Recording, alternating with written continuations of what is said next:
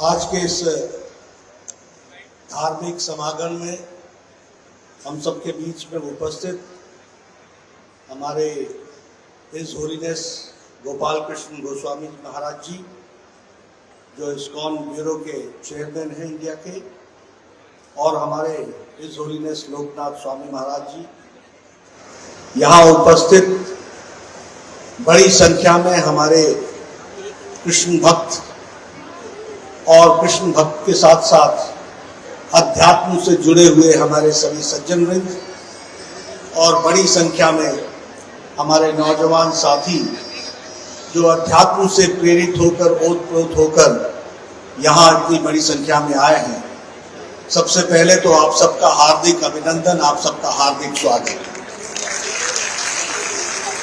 बोलिए हरे राम राम राम हरे हरे, हरे कृष्ण कृष्ण कृष्ण हरे हरे। मित्रों, अभी हम सब लोगों को स्वामी लोकनाथ जी का मार्गदर्शन मिला और उसके बाद हमें हिज होलीनेस गोपाल कृष्ण जी का मार्गदर्शन मिला है। ऐसी महान विभूतियों के प्रवचन के बाद मैं आपको कुछ कहूं, इसकी कोई आवश्यकता नहीं है, लेकिन आया हूं तो हमारे आयोजकों की इच्छा थी कि मैं भी कुछ बोलूं। सबसे पहले तो ये एक ऐतिहासिक पल है जब स्वामी प्रभुपाद ने यहाँ दिल्ली में इस मंदिर को बनाने की मन बनाया होगा।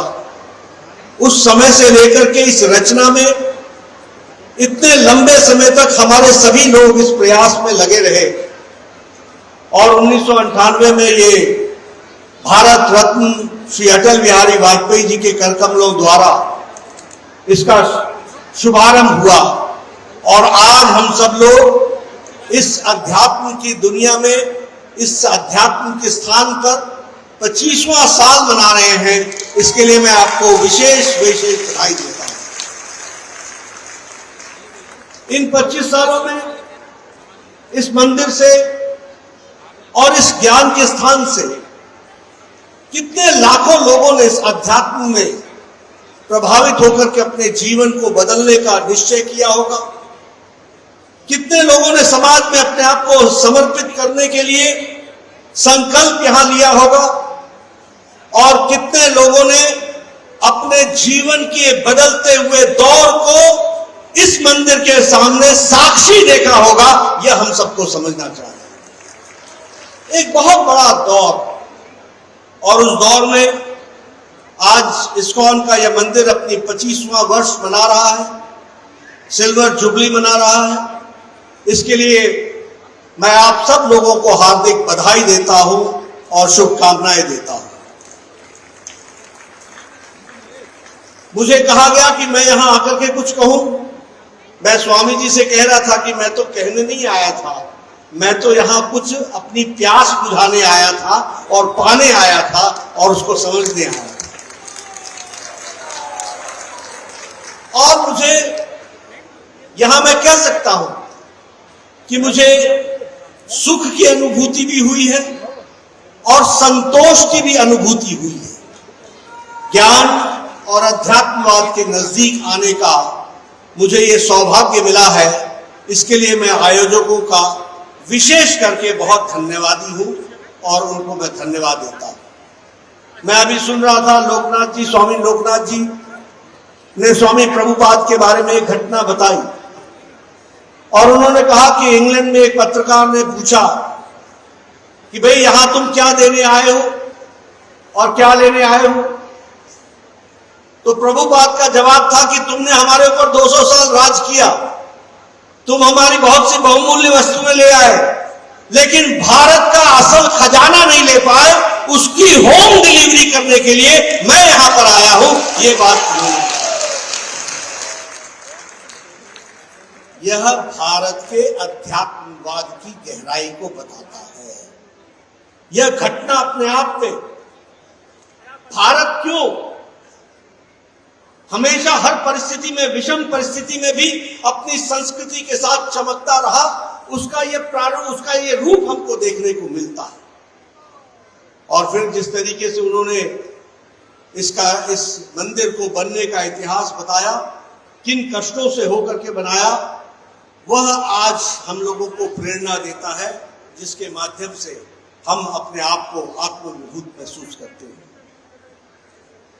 हम यहां यह भी आपको बताना चाहते हैं कि जिस वेद की हम बात कर रहे हैं, जिस वेद ज्ञान की हम बात कर रहे हैं, और जिस ज्ञान के मंत्र को वेदांत की हम बात कर रहे हैं, वह ज्ञान का भंडार, वह ट्रेजर, वह अकल्पनीय संपत्ति जो हमारे पास है, वह हमारी व्यक्तिगत नहीं है, वो मानवता के लिए है। और उसको जितना ज्यादा आगे बढ़ाएं, इस बात की आवश्यकता होती है, जिसे हमारे हिज होलीनेस गोपाल कृष्ण जी ने बहुत अच्छे शब्दों में कहा कि we are here to see that Bhagavad Gita more and more people are go through it, और उसको अपने जीवन में उतारें, उसको अपने आप में उसको आत्मसात करें।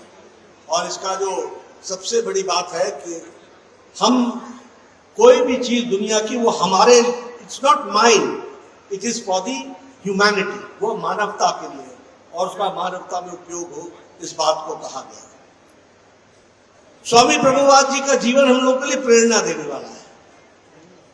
मैंने जो कुछ उनके बारे में जाना, जब मैं मायापुरी गया और उसको पढ़ा और वहां उनका लिटरेचर भी देखा, व्यक्ति 60 साल की उम्र में रिटायरमेंट की ओर जाता है, और प्रभुपाद अपनी जिंदगी में, स्वामी प्रभुपाद जी हिज होलीनेस, वो अपनी जिंदगी में एक नए आयाम को शुरू करने के लिए 69 वर्ष की उम्र में उन्होंने प्रारंभ किया, और एक तरीके से एक नया जीवन दिया। हम सब लोग जानते हैं कि 14 बार उन्होंने दुनिया का भ्रमण किया, वेदों को पहुंचाया, गीता को पहुंचाया, गीता के मंत्र को पहुंचाया, करोड़ों लोगों की जिंदगियों में बदलाव लाए, और उस मानवता के विषय को आगे बढ़ाने का काम किया है। मैं सच में ये कृष्णा कॉन्शियसनेस की जो बात हम कहते हैं, इस्कॉन के माध्यम से जो इसको एक्सपैंड करने की बात की जा रही है, उसको हमको जितना हम आगे बढ़ाने में, विशेष करके हमारी युवा शक्ति आगे आएगी और उसको आगे बढ़ाएगी, तो बहुत ही अच्छा रहेगा, और उसको वह एक तरीके से मानवता के लिए बहुत ही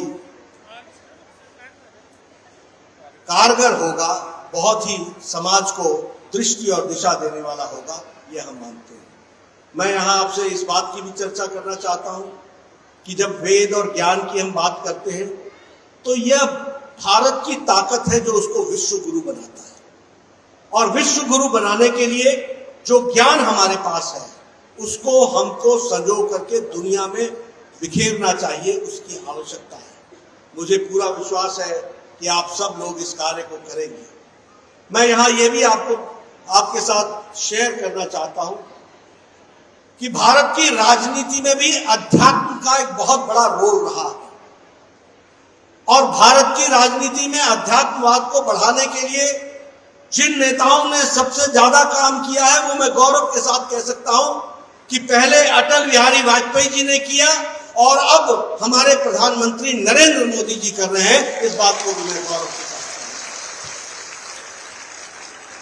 ये सुनकर देखो, सुनकर देखो, सुनकर देखो जी। ममता राहुल मोदी बोले, लिखे जितेंद्र जी।